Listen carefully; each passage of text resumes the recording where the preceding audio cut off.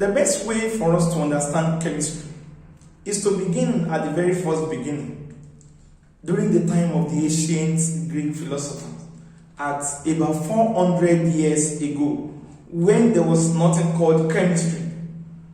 The smart guys, the philosophers, Aristotle, Plato, Socrates, Democritus, all they want is to understand nature.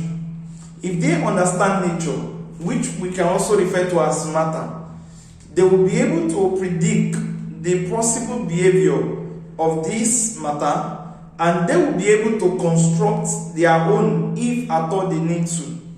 But in order for me to be able to construct anything that I want to, the best way is to understand what are the major building blocks of this nature, the major building block of this life. The best idea about this major building block was that was given to us by a man called Democritus.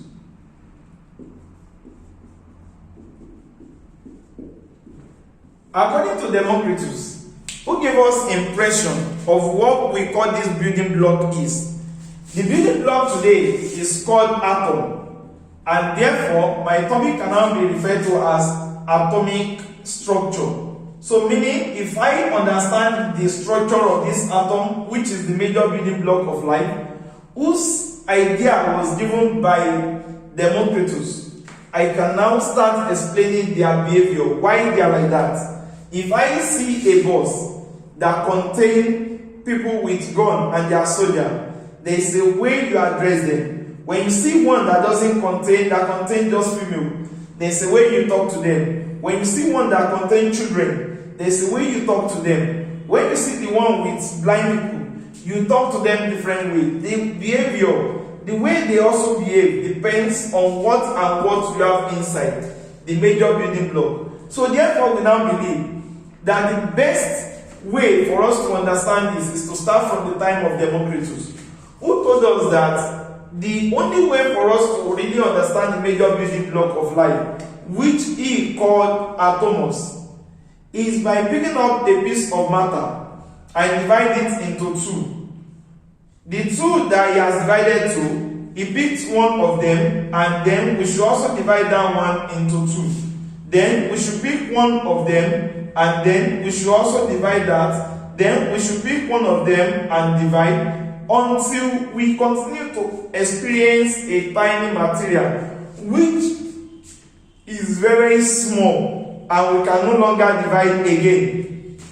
When we obtain this, that we can no longer divide again, we can now say that what we can divide again is now the what? The smallest. Apart from it being the smallest, it is also referred to as the what? The what? As the indivisible or indestructible, because we can no longer divide it. So indivisible. Then it's so small that we have to call it a particle. And then it's a particle of an element. Now I introduce a strange word, element.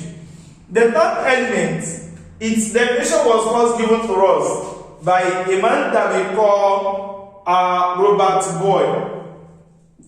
According to Robert Boyle, he told us that an element is a perfectly unmingled body from which all other mixed bodies were compounded. Quickly, let's assume that we have rice to be a particular element, beans also to be another element. If I have rice, it's perfectly unmingled. It is only rice. If I have just beans, it is perfectly unmingled.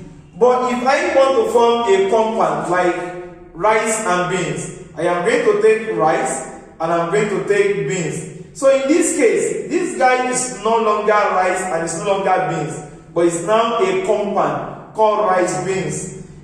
Where do I get this rice beans from? From each of these elements. So the elements themselves, they are perfectly unmingled body, but every other mixed body are compounded from those elements. That was the definition according to Robert Boyle.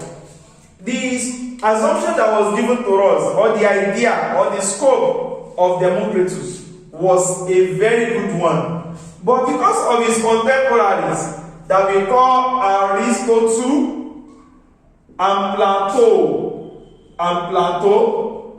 the man called Democritus could no longer continue with the study of the structure of an atom until when it was now 1800.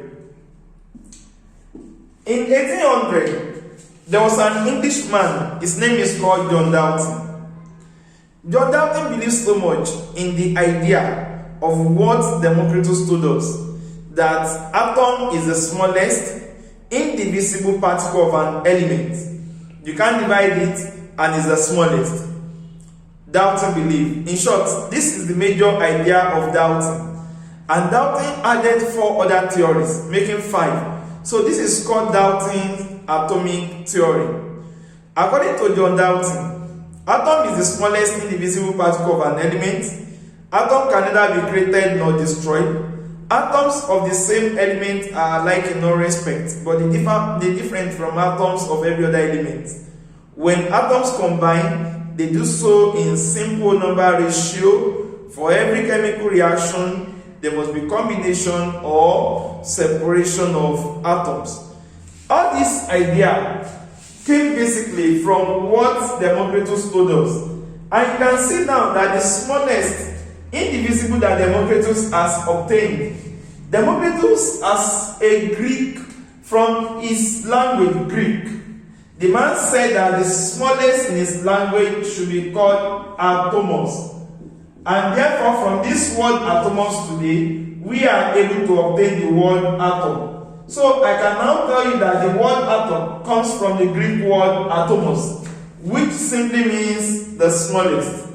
So that gave us 5 theories of atom, and this is what we call Dalton's atomic theory.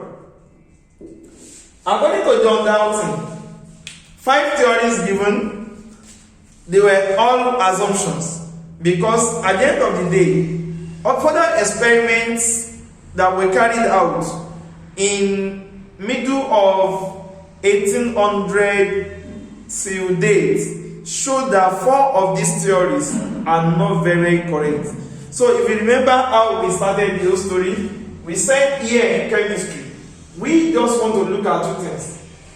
We want to look at why and how matter behaves, meaning the changes that matter will undergo, and secondly, we want to look at the composition of matter. So therefore, you can see that chemistry is simply defined as a branch of science that deals with the study of matter with respect to the composition and the changes that matter undergoes.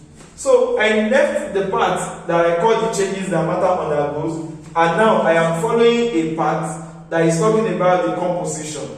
Remember, if you understand the composition, you will be able to explain their behavior.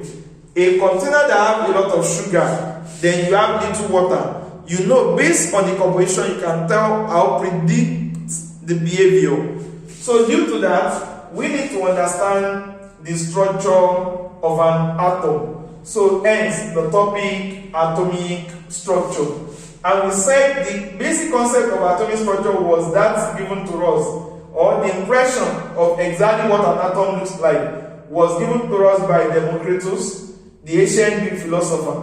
And according to him, he said I should divide a piece of matter into 2, half, with the continuous division until I can no longer divide again. That what I get now is called atomos, because it's the smallest and it is indivisible particle of an element. Then we also said that element, the first definition of element was given by Rutherford, who told us that an element is a perfectly unmingled body from which all other mixed bodies were compounded.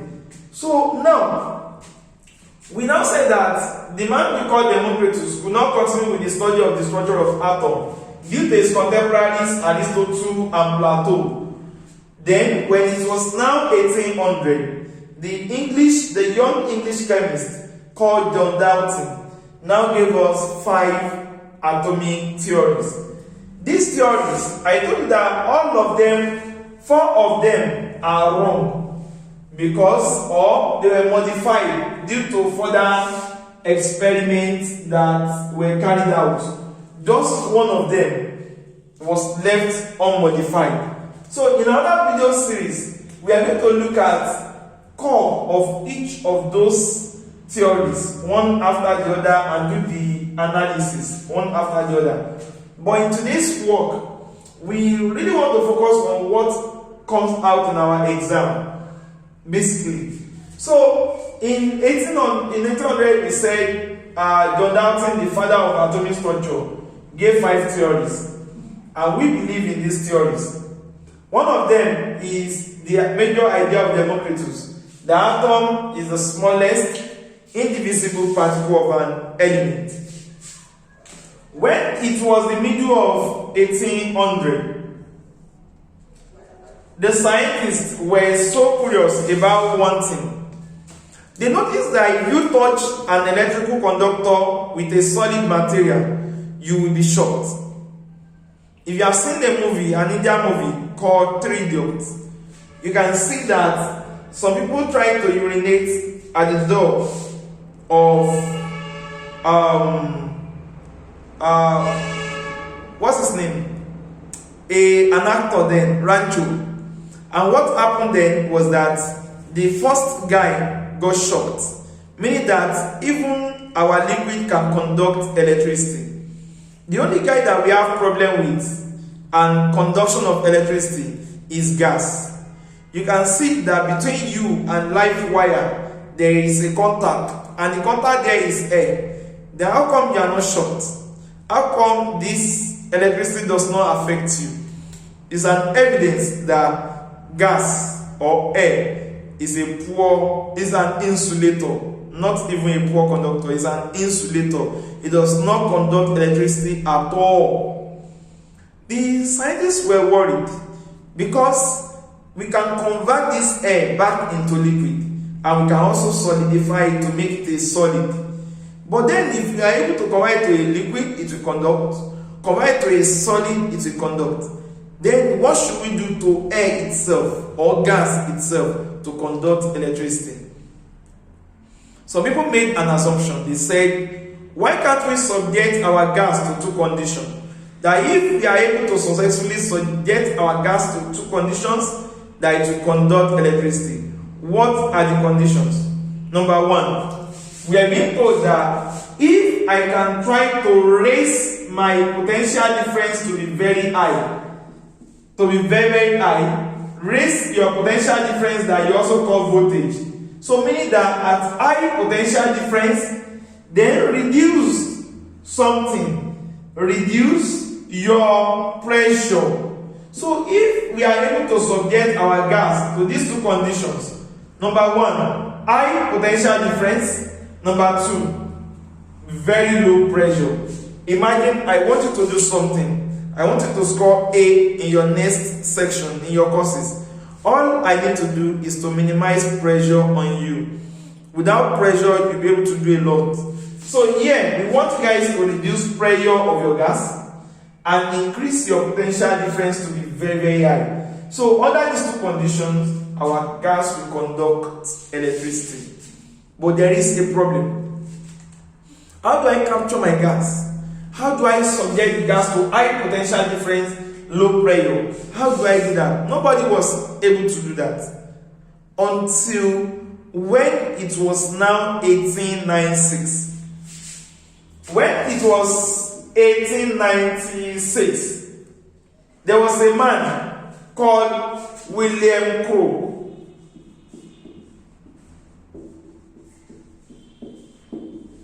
William Crowe was able to make a tube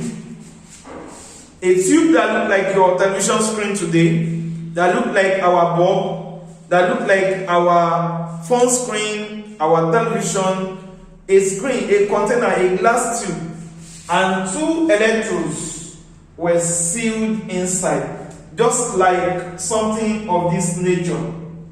Imagine sealing this inside and this. Then I connect this to a source of electricity, and I connect this to a source of electricity. If I make it to be a short arm, and I make here to be a long arm. In my DC, I call this place negative terminal, and here is the positive terminal. A negative electrode will always be called a cathode, while a positive electrode will always be called an anode. When I do this setup, in this tube now, I have to connect a pump. What is the function of the pump connected? Is to pump out air away from the tube. And therefore, I am going to say I am using this pump to reduce the pressure. Then I can increase the potential difference here to be very, very high. So imagine reducing pressure here to about 0.01 atmospheric pressure. And then increase pressure difference here to about 10,000 volts. Then what is going to happen? The gas that we filled in this tube now, it has been subjected to two conditions. Number one, high potential difference. Number two, low pressure.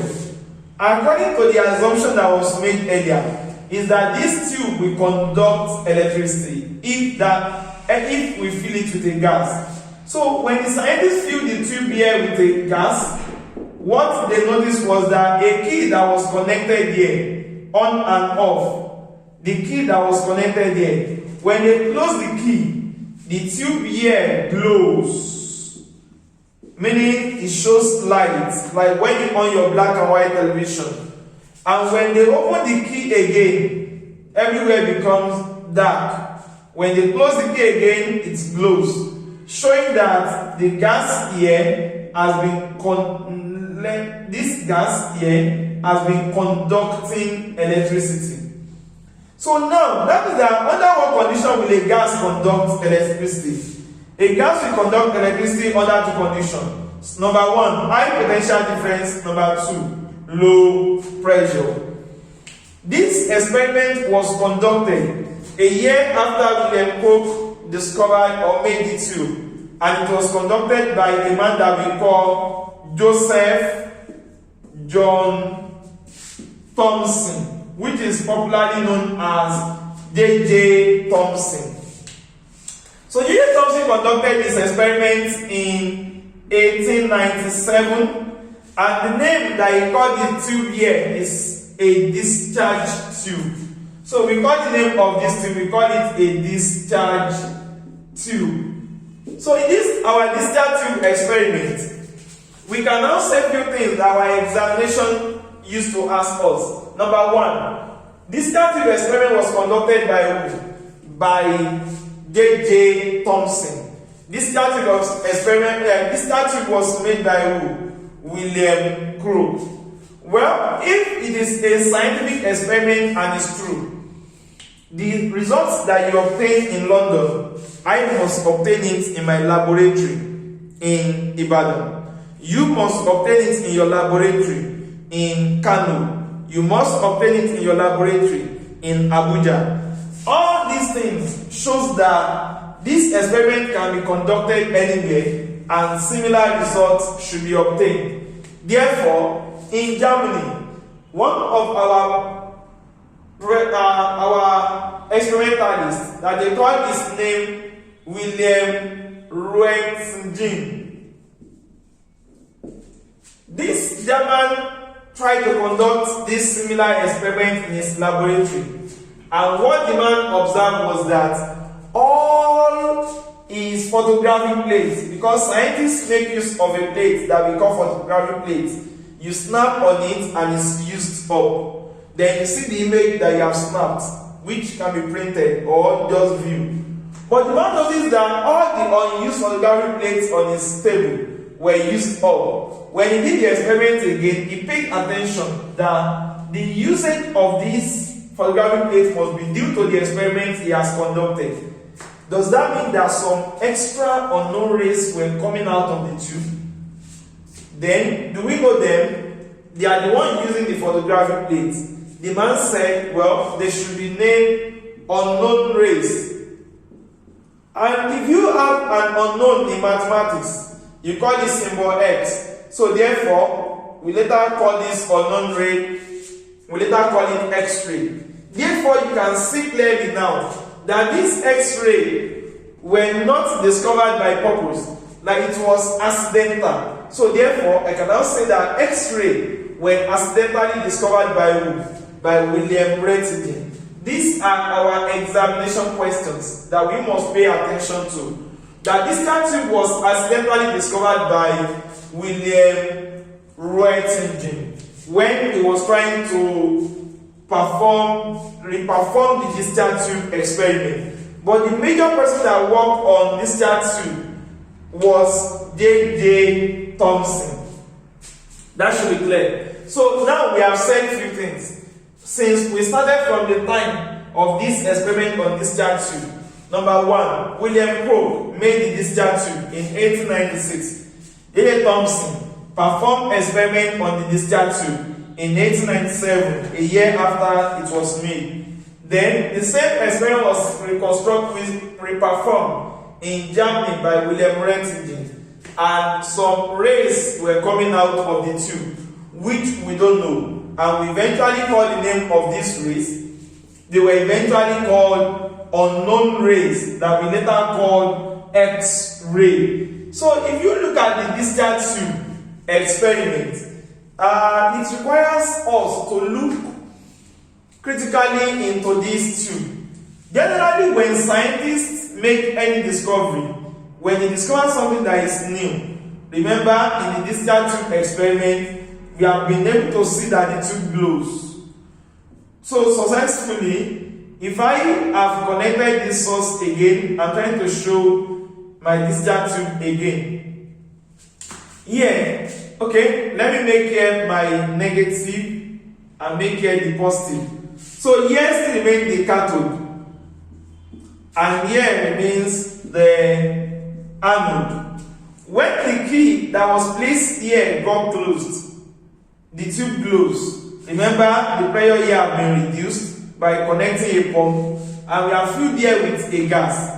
So what we noticed was, you can try to imagine, the whole system appears as if somebody actually on a torchlight from the cathode, and the light is traveling towards the anode. So J.J. Thomson felt like the rays were probably produced by the cathode. He therefore called the names of the rays that were running from this part of the cathode to the anode. He called them a name like this: cathode rays. So cathode rays were discovered by J.J. Thomson. And now, these cathode rays that are newly discovered, we need to, J.J. Thomson tried to look at their properties. And one major property that the man discovered, noticed about them was that, number one, as a scientist, when you discover something new, you need to get the value of it. You need to know its charge, like what charge does it carry. So what J.J. Thomson did was, he placed a huge positive bar magnet here, or the north pole of a bar magnet is always positive. As the rays were traveling, they are meant to be going on a straight line on the norms. But because the man has placed a negative pole here, we know that there is a basic law of electricity, that like charges will repel and unlike charges will attract. What the man noticed was that instead of the rays going straight, they started bending towards the big positive pole that was placed beside their path of propagation. This is an evidence that they are having opposite charge to this. And what charge will be opposite to positive? Therefore, they are negatively charged. Our exam expects us to know that the cathode rays are negatively charged. Why? How are they negatively charged? Because they tend to bend towards a huge positive pole placed beside their path of propagation. What if I place a huge negative pole here? What will happen? They tend to run away when the man did that. It's an evidence. If they are running away from you, they have your charge. If they run towards you, they have opposite. So they are running away. It's an evidence that they are negatively charged. So therefore, cathode rays are negatively charged. Reason in exam.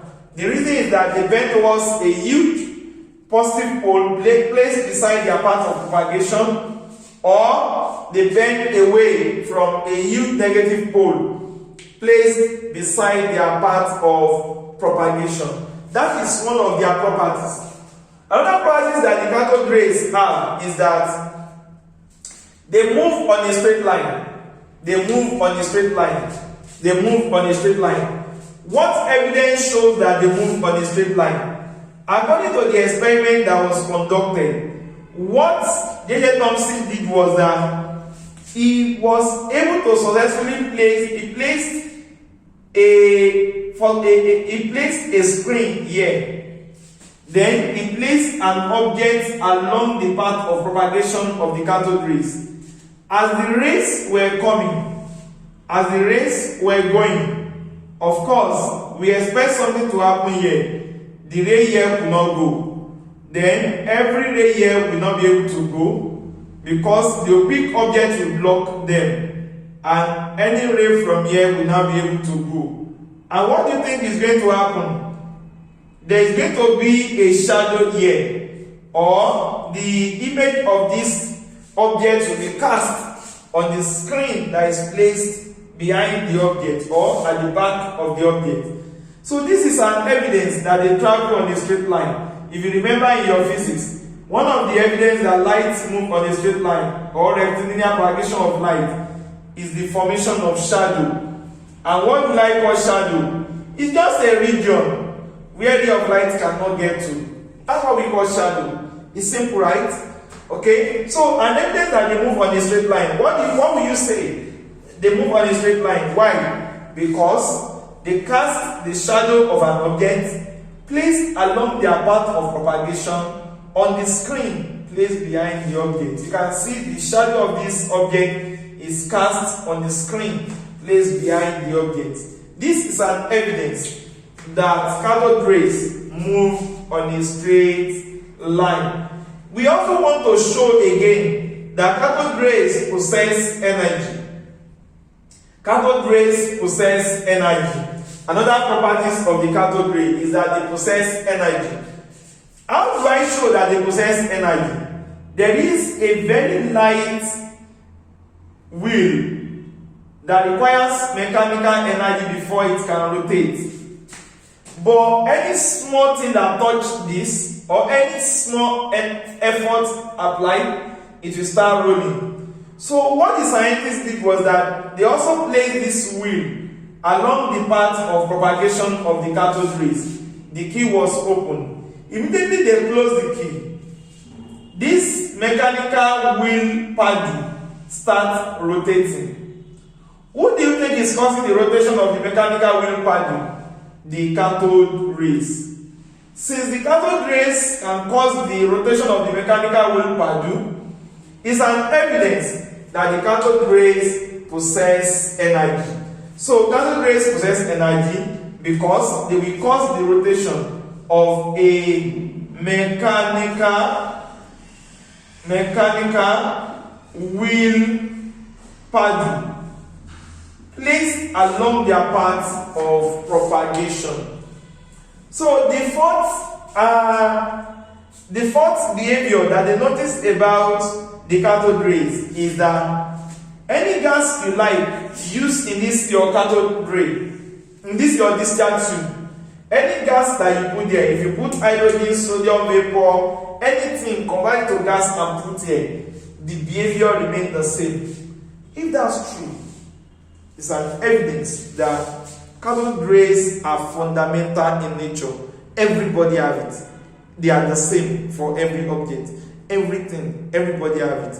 So, apart from the fact that they also cause ionization, which is another of their properties, so we can describe those properties fully in another lecture. Then you can ask a question in the comment section if you have any trouble getting that. But I'm going to make a well-detailed note on this information about the properties of the cathode rays. But then, if you really get what I've said, you should be able to answer almost all our questions that will come across in the exam. So, because they will ask you for the properties of the cathode rays, and then they will now ask you for the reason why they behave that way. They are negatively charged, they possess energy, they move on a straight line. They cause ionization and they are fundamental in nature. Because irrespective of the gas I used in the discharge tube, the results remain the same. So that's why we conclude that they are fundamental in nature.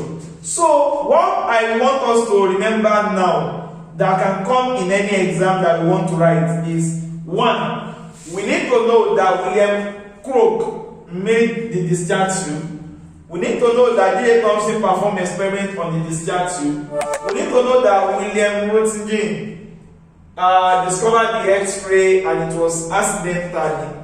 Then we also need to know the properties of the cathode rays, that they are negatively charged, they possess energy, they move in a straight line, they are fundamental in nature, like that. Now, when questions were being asked, D.J. Thomson said, they asked D.J. Thomson, how do we come across the cathode rays? D.J. Thomson was trying to explain. He said, the gas particles or molecules might be small, or the atoms of the gases might be small, but use your imagination to magnify it this way.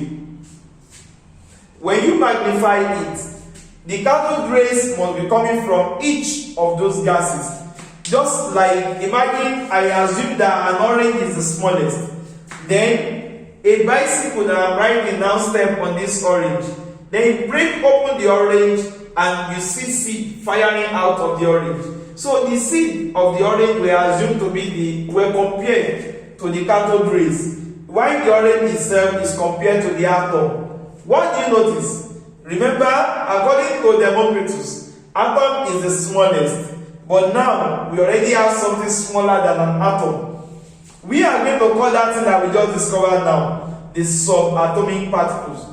They are negatively charged, therefore it should be electron. But looking at the whole system that we have here itself, what charge does this system, atom as a whole, have? Atom as a whole does not have any charge. It was neutral. But now, negative things are coming from the inside.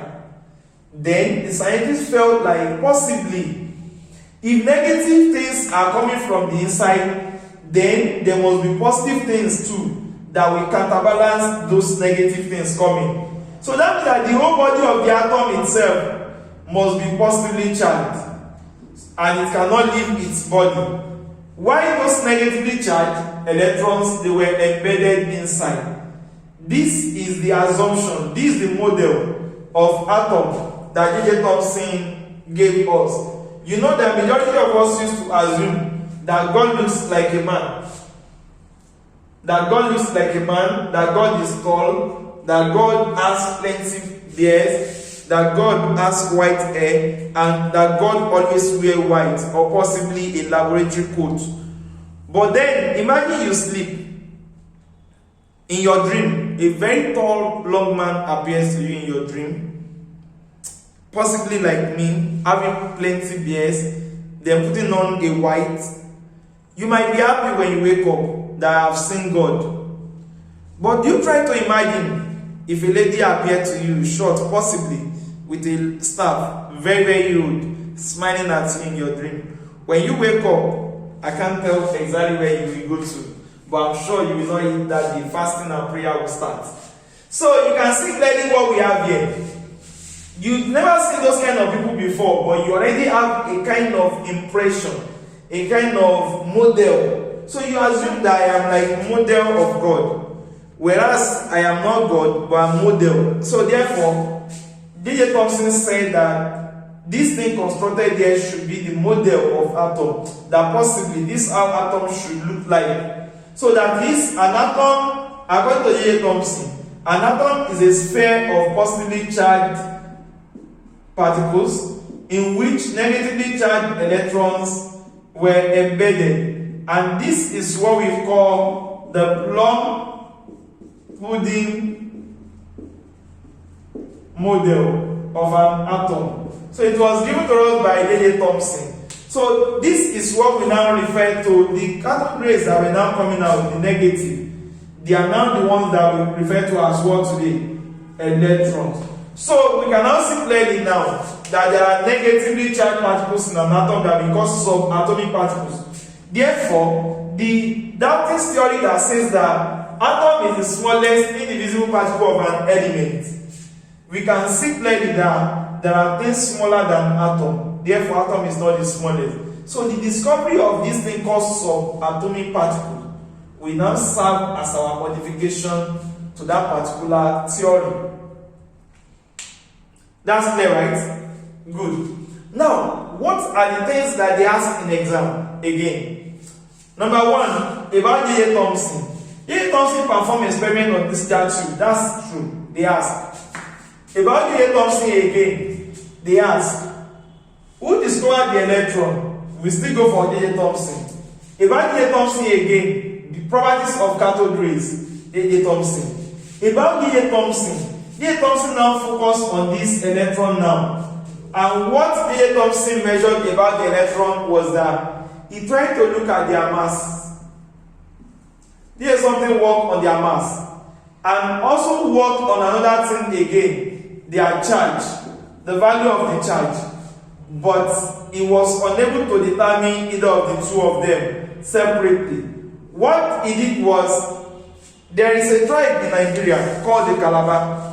They have a kitchen in Yaba, a place in Lagos. When you go there to eat eba, 300 naira, you get eba and you get fish. A question is, how much is the eba? I don't know. I just give them 300 and I get eba and meat.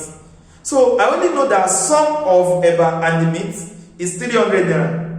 But I don't know the exact value of the eba and I don't know the exact value of the meat. What do you think if somebody come and whisper to me that the meat you have bought is 200? I already know the value of the eba. But then, exactly what is happening here, J.J. Thomson was only able to measure, the value of the charge to mass ratio. And we know the meaning of ratio means division.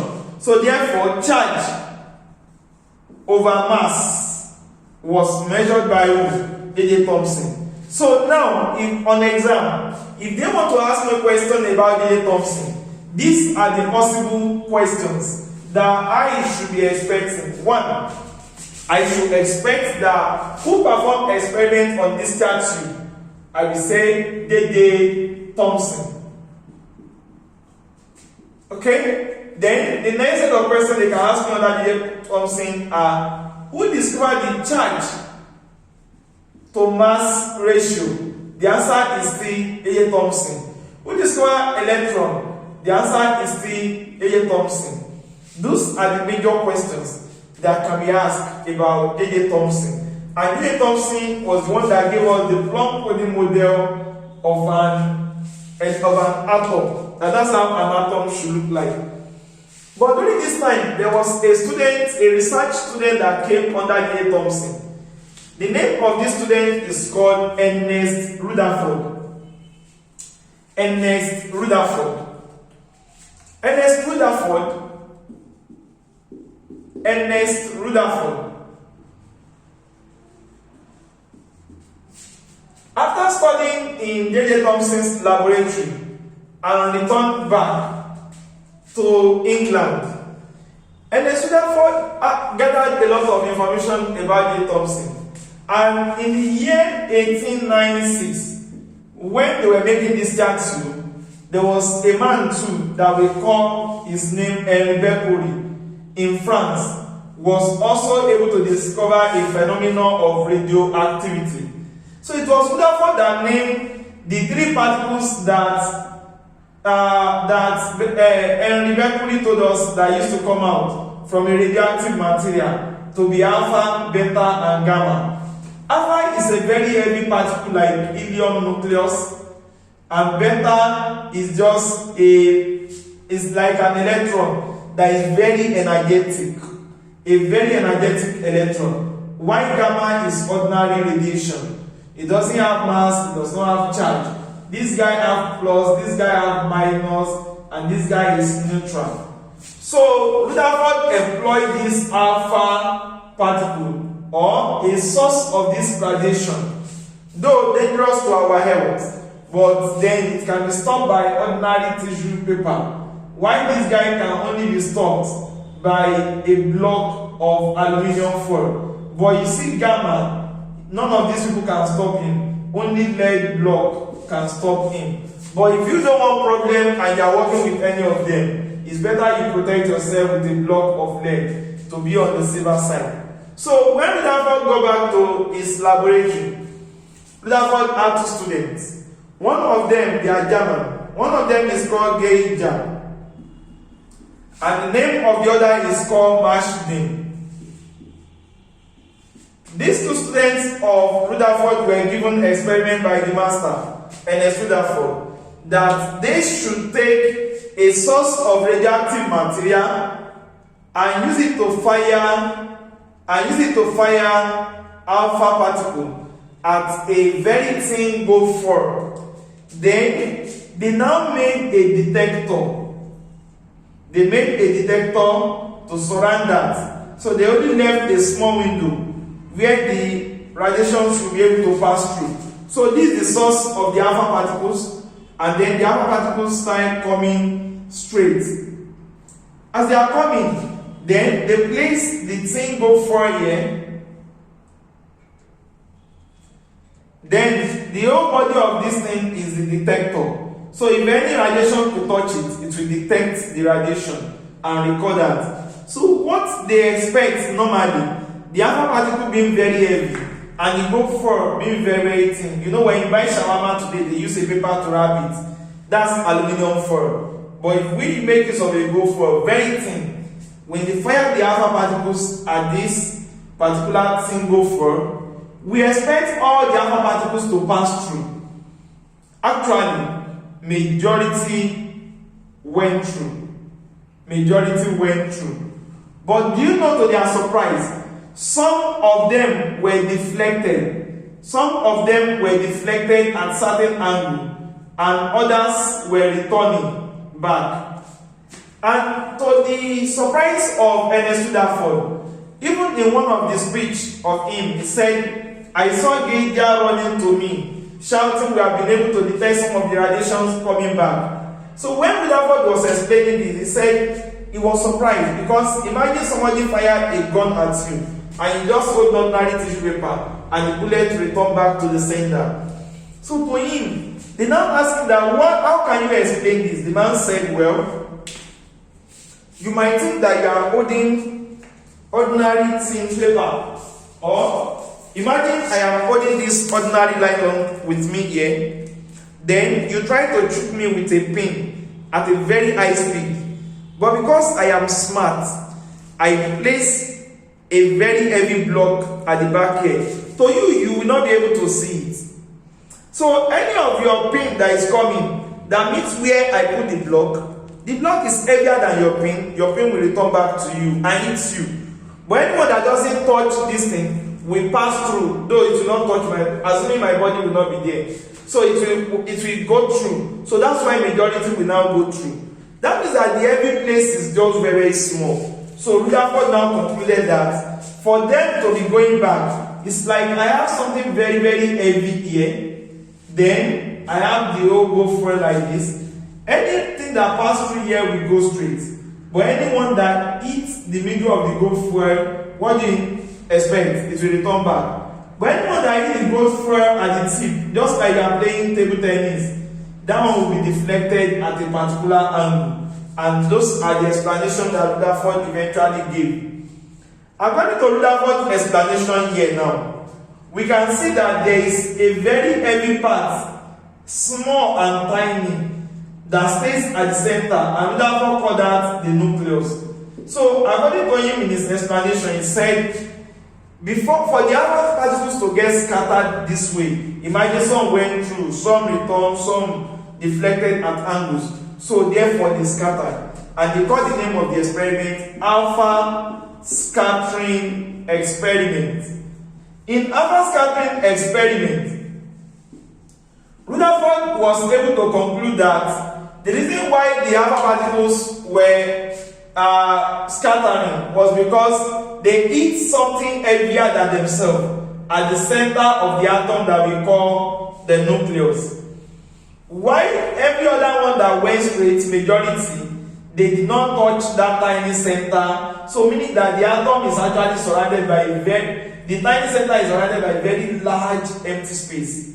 So just like I am having something like this, and a very large empty space surrounds this. Anything that passes here will not come back. Anything that passes here will not come back. So this is a very large extracellular space. But anyone that hits this heavy at an angle, it will deflect. Anyone that hits it exactly at the center, it will return. So therefore, this nucleus is where nearly all the masses of the atom are concentrated, according to Ernest Rutherford. So Rutherford now said that the electrons that we saw in the discharge tube, they are not at the center. They are occupying this extracellular space. They are revolving around that nucleus. And that's why it's very easy for them to be knocked off under those two conditions. High potential difference, low pressure. So it means that if I look at the arrangement here, this is like the planetary model. This model looks like the planet, or we can call this solar system model. Or this idea is telling me that the atom has a very heavy central part, is tiny, is small, is heavy. Where nearly all the masses of the atom are concentrated, and revolving around that heavy central part called nucleus is a very large extracellular space where electrons are revolving. Just like the way the planets are revolving around the sun. So we therefore call this model the planetary model, or we call it the Rutherford solar system model. The experiment that we perform here is called alpha scattering experiment, and the experiment was performed by Ernest Rutherford. He was given the Nobel Prize because of this experiment, and also honored to be called Lord Ernest Rutherford in 1909.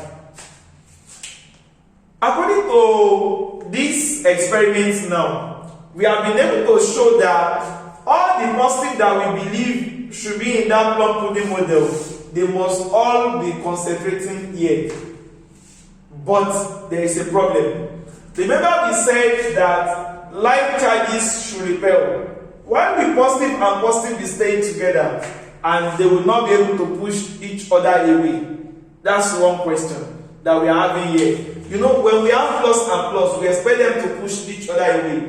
They should not be able to stay together.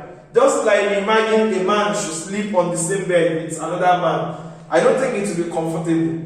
So due to that, we don't expect the two of them to stick together like that. But all the protons are packed there, and they, in short, they carry the whole weight of the atom. All this one, they are having negligible weight. So we assume that the total mass of the atom is present in the nucleus, and I can call that atomic mass or atomic weight. So you can see about Ernest Rutherford now, we have been able to do something. Number one, alpha scattering experiment was carried out by Rutherford. The idea of planetary model was that of Rutherford.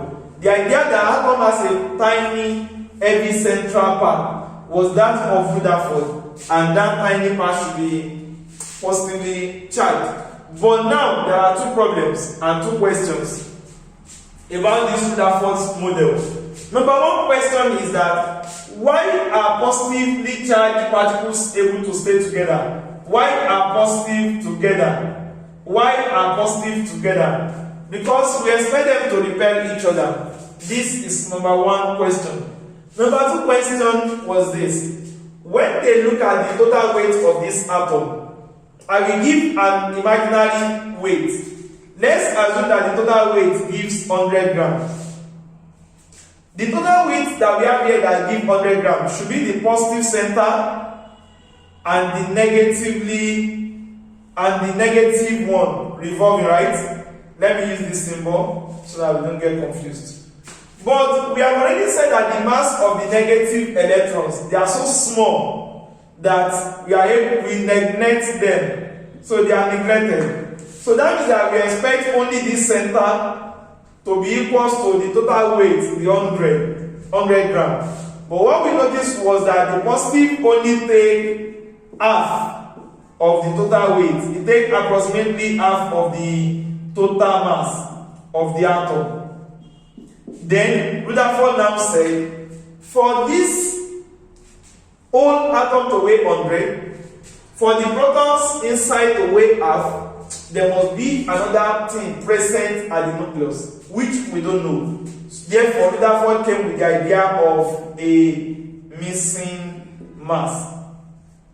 So here, we are having two challenges. Number one, we are having the fact that why do we have positives sticking together? And secondly, how come that the proton alone cannot account for the total weight of the atom? So therefore, Rutherford now said there must be another mass, which we don't know yet. Then Rutherford predicted that that mass that we don't know should not be negative and it should not be positive, because we already said that something called proton now should be positively charged and something called electron should be negatively charged. So if the missing mass comes with any charge again, the system will no longer be neutral. And remember that the atom as a whole was neutral. Okay? So the second thing now is that we are looking for the what? The missing mass. So two questions here about on Rutherford's concept. When it was 1932, I jumped. I'll come back. When it was 1932, a man that we call James Chadwick was able to help us with solution to the problems at hand. Number one, James Chadwick was able to assume that at the center or in the nucleus of an atom, when a positive stays, let me use this as a positive, and another positive want to stay, they don't just stay like that. Something separates them small, and that thing is neutron. That thing is negatively charged. So this thing that is separating them accounts for the missing mass, and it also enables them to stay so that they won't repel each other. So therefore, the man now therefore called them neutron. So meaning that neutron was discovered in 1932 by James Chadwick, and it accounts for the rest of the missing mass. So today, the total weight of the atom can be attributed to the nucleus, right? And if that is true, we can now say that the total thing that we have in the nucleus can be called nucleon number. Nucleon number. And nucleon number will therefore be equal to the weight of the atom or the mass of the atom, and is equal to the number of proton plus number of neutron in an atom. So these are the story up to the time of James Chadwick. But let's come back. Let's come back to the time of Rutherford again. We said Rutherford idea between 1909 1911. Okay, it was taken to be 1911 actually. So let's take Rutherford to be 1911. Then Rutherford performed the alpha scattering experiment, and he also discussed the idea of the planetary model of an atom, or the fact that atom has a very heavy tiny central part. Once we hear anything about tiny heavy central part, I'm going to look at questions on this thing very soon. So we should think about Lord Ernest Rutherford. Before we continue with the challenges of Rutherford model after his presentation in 1911, in 1909, we have another scientist that we call Robert Albert Millikan, popularly known as R.A. Millikan. According to Robert Albert Millikan, he performed an experiment, and the name of this experiment is called oil drop experiment.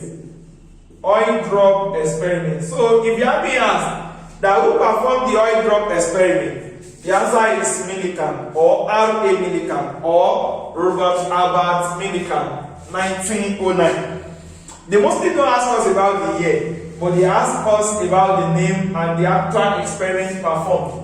So in 1909 we have R.A. Millikan, who performed oil drop experiments, and this oil drop experiment led to the discovery of the charge on an electron. So you can see something about this charge on electron. There are two informations that are important now. Oil drop experiment was used to determine the charge on an electron. R.A. Millikan performed the experiment to determine the charge on an electron. R.A. Millikan, oil drop experiment, charge on an electron.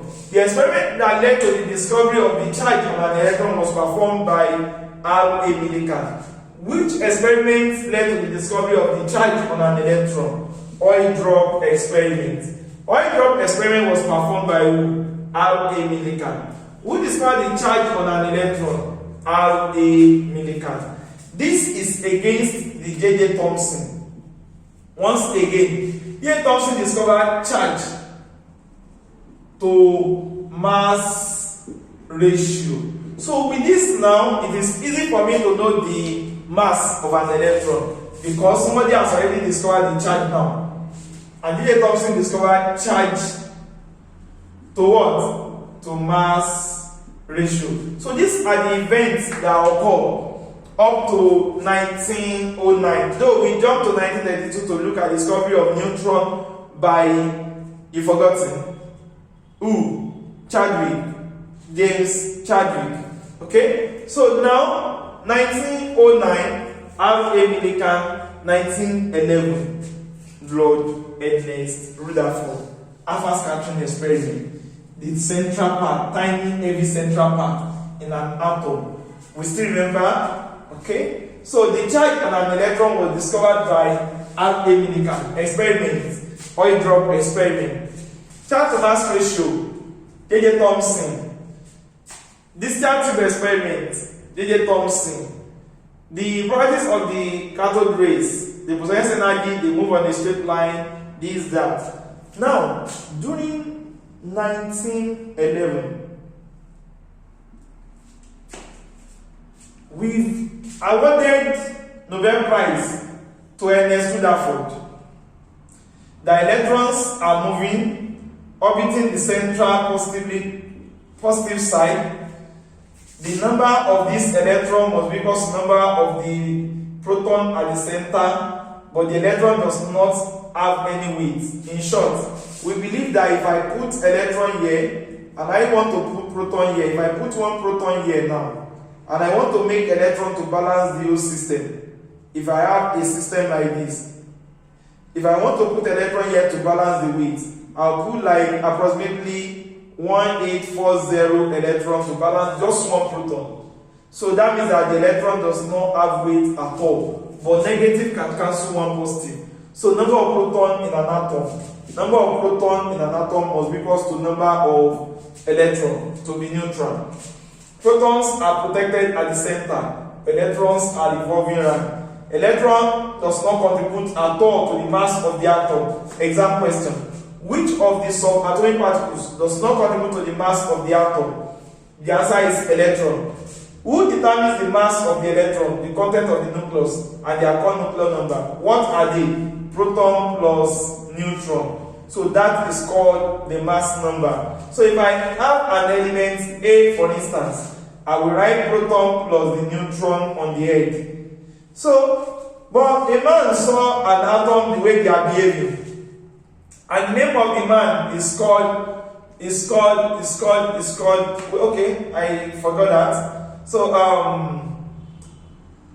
okay, the man just told us that if I look at the number of protons in the nucleus of an atom, that it must be the fundamental characteristic of that atom. So, and I should be able to call the number of protons the atomic number. It should be written here. If the atom is neutral, it should be equal to the number of electrons that I have there. but proton and the neutron will be equal to the mass number. Thank you. The name of the man is called Henry Moseley. According to Henry Moseley, the number of protons present in the nucleus of an atom is a fundamental characteristic of the atom, and therefore it should be called the atomic number. Mass number, atomic number. Number of proton, proton plus neutron. Electron does not contribute to the mass of the atom. That's an exam question. In 1911, after the Rutherford presentation, the electrons are moving around the nucleus. The nucleus is positive. Electrons are negative. A king, very big one, and fine girls around. The king does not look them. The king absorbs them. So we expect the proton and the negative, we expect them to attract each other.